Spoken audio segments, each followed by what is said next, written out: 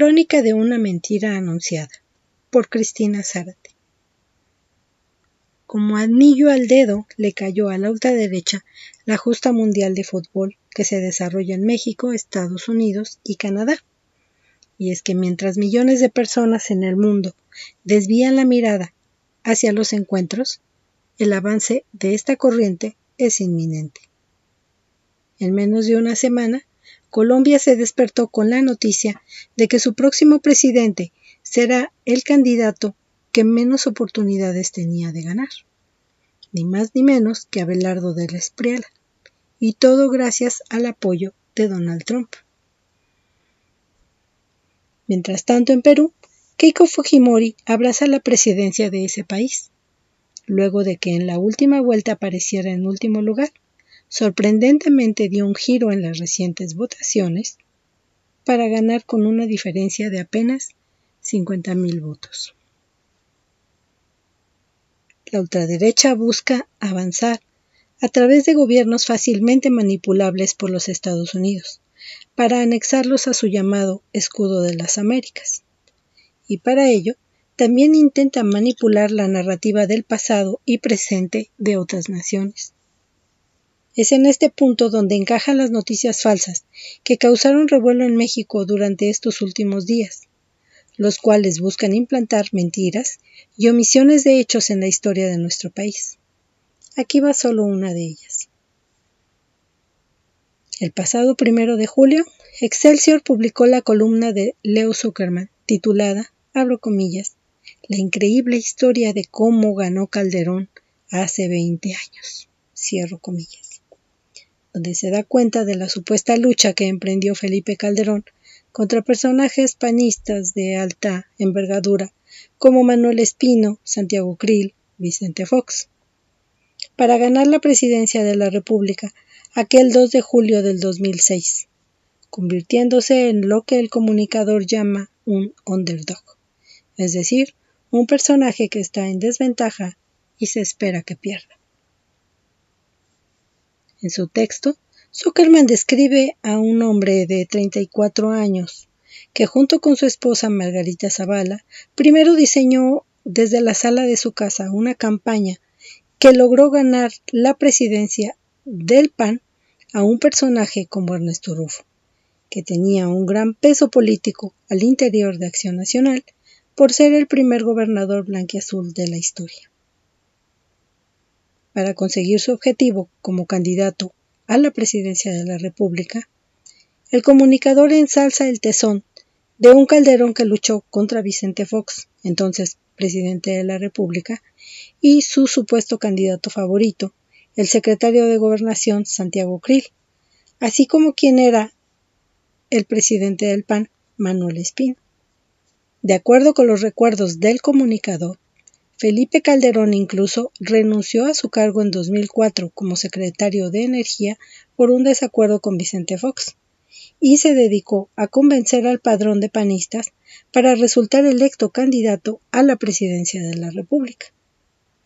Zuckerman afirma que en 2004 le realizó una entrevista a Felipe Calderón, quien solamente iba acompañado por su coordinador de comunicación social, Max Cortázar, y que sin embargo el personaje convenció y venció al electorado panista, que lo designó como candidato presidencial para el 2006.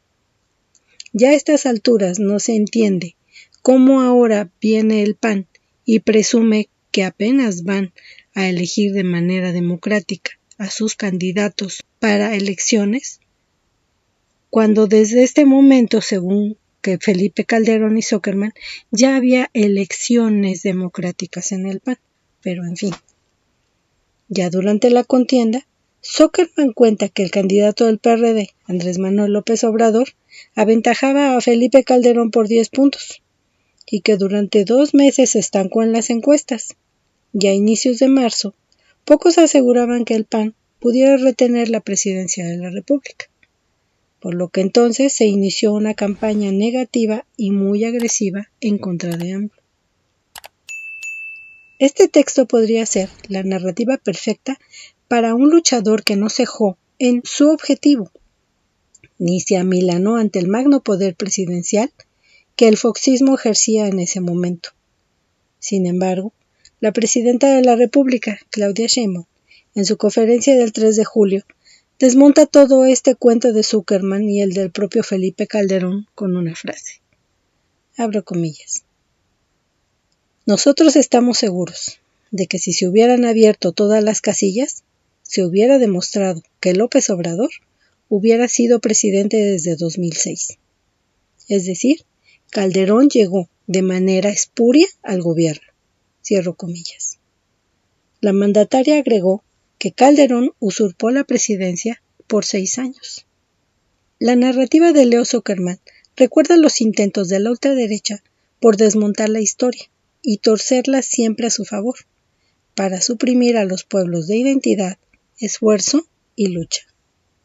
Negar la historia del fraude electoral del 2006 es parte de esa historia, puesto que se miente y se omiten pasajes, como la directa intervención de Vicente Fox en aquellas elecciones, pues así lo admitió el propio Instituto Federal Electoral, además de la compra de votos, los acuerdos con sindicatos como el del magisterio del Bester Gordillo, la intervención del cuñado del Felipe Calderón en el sistema de conteo de votos y principalmente la negativa del propio IFE a la exigencia de millones de mexicanos, que era el contar nuevamente voto por voto y casilla por casilla. En lo único que Leo Zuckerman atina a decir la verdad es en la campaña negativa y sucia que emprendieron Calderón, Fox y Max Cortázar en contra de AMLO antes de las elecciones del 2006. Al final de su texto, el columnista de Excelsior y uno de los principales conductores de Televisa afirma que Calderón vino de atrás y venció a López Obrador, y que pocos son los casos donde estos personajes asombran y ganan, y que por eso, 20 años después, muchos López Obradoristas todavía no lo digieren. Sin embargo, quien todavía está presente en redes sociales y busca desesperadamente regresar al poder a través de su esposa, es Felipe Calderón. López Obrador vive retirado en su rancho de Palenque y contadas veces ha publicado algo en redes sociales desde que dejó la presidencia de la República en 2024. A pesar de ello, múltiples noticias y entrevistas en medios de comunicación no dejan de mencionarlo y achacarle cosas. Tal vez porque quienes no logran superar que no se haya dado por vencido después de que le arrebataron la presidencia de la República en 2006 y que haya ocupado el cargo 12 años después, son sus odiadores, quienes aún operan en medios de comunicación y desde redes sociales. Abro comillas. Ustedes me van a juzgar, pero no olviden que todavía falta que a ustedes y a mí nos juzgue la historia. Cierro comillas. Dijo AMLO el 7 de abril del 2005, con motivo de su desafuero. Andrés Manuel López Obrador no se equivocó al decir aquellas palabras. Esperemos que no funcionen en México las mentiras de la ultraderecha, pero para ello, la Cuarta Transformación también debe corregir el rumbo de muchas de sus decisiones. Muchas gracias por escuchar y los invito a seguir a Vortex en todas sus redes sociales.